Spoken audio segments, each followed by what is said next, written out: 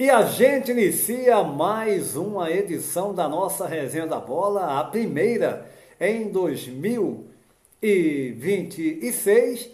E a gente vai destacar com Antônio Manuel Góes, direto do Rio de Janeiro, a insanidade dos torcedores. Nesse caso, do Flamengo, com o time multicampeão em 2025 e agora, após resultados ruins, ainda em início de temporada, a torcida já protestando veementemente, pedindo respeito, pedindo que o time se dedique muito mais, enfim.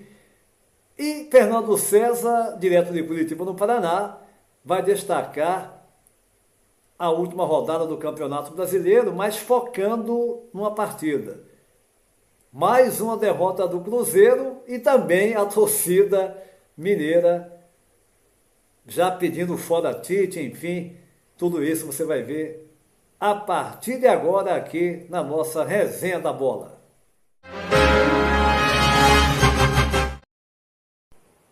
E a gente inicia mais uma edição da nossa Resenha da Bola e sem perder tempo vou direto ao Rio de Janeiro. Antônio Manuel Góes, apesar das conquistas de 2025, o início ruim vem gerando muitos protestos da torcida do Flamengo, hein, Antônio Manuel Góes? Um abraço. Olá, Júnior, Fernando, Robson e seguidores deste canal. Cá estamos juntos em mais uma temporada da Resenha da Bola, na expectativa de novas emoções sobre as quais nos debruçaremos no curso de 2026. De saída, permitam-me uma pertinente citação sobre o laureado pensador italiano Umberto Eco, que nos deixou em 2016, quase 10 anos atrás. Dedicado ao estudo dos fenômenos derivados dos avanços da comunicação, diante das tecnologias que nos levam a interagir como protagonistas e não mais limitados a presenciar do camarote os fatos transformadores da realidade socioeconômica e política do planeta, Umberto Eco foi contundente sobre a internet e, em particular, as redes sociais, para quem este maravilhoso invento humano, entre tantos resultados positivos e espetaculares, possibilitou o surgimento de uma geração de imbecis. Em síntese, de forma inconsequente e desconcertante, as pessoas passaram a opinar com ares de especialistas sobre tudo à sua frente, ou mesmo a anos-luz de seu cotidiano, atropelando os limites dos próprios conhecimentos, com base em esdrúxulas convicções antes teorizadas em torno de uma mesa de bar ou nas conversas triviais da esquina. Dou esta volta olímpica para abordar o turbilhão de apopléticas manifestações de influenciadores e torcedores do Flamengo, o que vale para os demais clubes do topo do futebol brasileiro. Diante das inconsistentes apresentações do campeoníssimo elenco dirigido por Felipe Luiz neste começo do ano, que em 14 meses como treinador, simplesmente conquistou 7 troféus em competições nacionais e internacionais.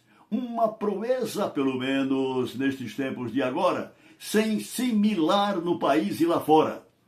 Essa oportunidade de opinar sobre Deus e o mundo nas redes sociais, provocadas pela estratégica mercadológica dos formadores digitais de opinião, calcados na insensatez teórica do vencer ou vencer, para os quais derrotas das 4 linhas estão fora de qualquer discussão, não importam as circunstâncias em que ocorram. Real Madrid, Barcelona, Manchester United, Liverpool, Tottenham, Internacional, Liverpool, Juventus e outros gigantes europeus, vez por outra, se deparam com essas vias crucis de começo de temporada e oscilam diante dos azarões das respectivas ligas, sem que se deparem com um dilúvio de incertezas e ranger de dentes. Aqui, extrema contradição. O júbilo de seguidos aeroflás motivados por um caminhão de troféus em 2025 foi esquecido em menos de 3 semanas de retomada em um calendário pernicioso para valer. O torcedor da era.com.br, embora não admita em público, tem os ídolos das vitórias do time de sua paixão na conta de equipamentos eletrônicos que funcionam com um clique fugaz de um celular. É exatamente aqui, convenhamos, é exatamente aqui que Umberto Eco se contorce em seu túmulo de Milão para lembrar que uma multidão de idiotas é a dona do pedaço neste moderno contexto de alopradas opiniões que infestam as redes sociais, transportadas em suprassumo da verdade. Ao chegar ao Flamengo em janeiro do ano passado, o português José Boto, solicitado a fazer previsões sobre a temporada rubro-negra que se iniciava, não quis dar uma de mãe de Iná, ao ponderar que preferia aguardar a conclusão dos 12 meses de seu trabalho. E o resultado, com o decisivo desempenho do diretor técnico rubro-negro, em parceria com a comissão técnica de Felipe Luiz, sob a gestão altamente profissional do presidente BAP e seus Blue Caps, ao fim e ao cabo, todos sabemos qual foi Antônio Júnior.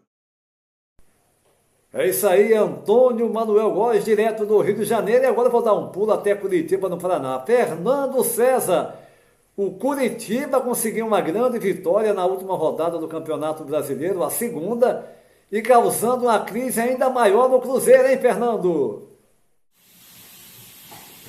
Olá, Júnior, olá, amigos. Tivemos ontem o complemento da segunda rodada do Campeonato Brasileiro, embora um jogo ainda para ser realizado no próximo dia 19, para fechar esta segunda rodada, que é justamente o jogo entre o Atlético Paranaense e o Corinthians, e que, claro, a CBF acabou empurrando para o dia 19, portanto, o campeonato ainda começando, e já temos aí o primeiro asteriscos na tabela. Bem, mas o que chama a atenção aqui em Curitiba e no estado do Paraná foi a ótima atuação do Curitiba no complemento então desta segunda rodada, quebrando aí um tabu, Júnior, de 22 anos que o Curitiba não conhecia uma vitória contra o Cruzeiro jogando no Mineirão. E o importante para a torcida, que ainda está comemorando bastante, foi o comportamento tático e técnico que o Curitiba demonstrou sob o comando do jovem técnico Fernando Seabra, nesta vitória de virada sobre a equipe do Cabuloso, como é conhecido pela torcida mineira, a equipe do Cruzeiro. O Curitiba, principalmente no segundo tempo, teve assim um comportamento impecável na sua linha defensiva.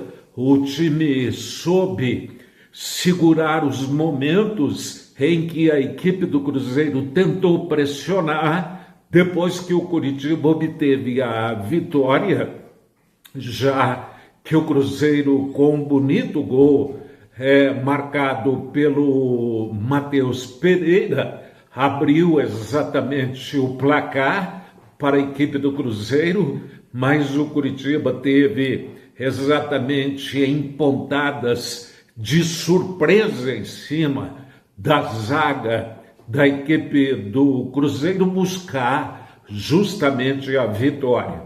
Primeiro com o uruguaio Lavega e depois com Breno Lopes, numa reposição de bola do jovem goleiro Pedro Morisco, da equipe do Curitiba, ele que deu um chutão lá na frente, a bola acabou sobrando para o Breno Lopes, que como um raio ainda marcou outro bonito gol no jogo, fintando o goleiro Cássio, e não entrando com bola em tudo, porque teve humildade em gol, como diria aquela música em homenagem ao Fio Maravilha do Jorge Benjor. Então é isso. Curitiba agora se prepara para... vem mesclando como as demais equipes no futebol brasileiro, com jogos pelo Brasileirão nos meios de semana e com as partidas pelos campeonatos estaduais. Pelo estadual, Curitiba enfrenta o Cianorte neste final de semana e pelo Brasileiro volta a jogar na próxima quarta-feira, quando vai até Chapecó para enfrentar a equipe da Chapecoense Júnior. Legal, Fernando César, direto de Curitiba, no Paraná, e a gente encerra esta edição da nossa Resenha da Bola. Segunda-feira tem mais uma edição, inclusive com a volta também de Robinson Lessa. A todos um abraço e até a próxima.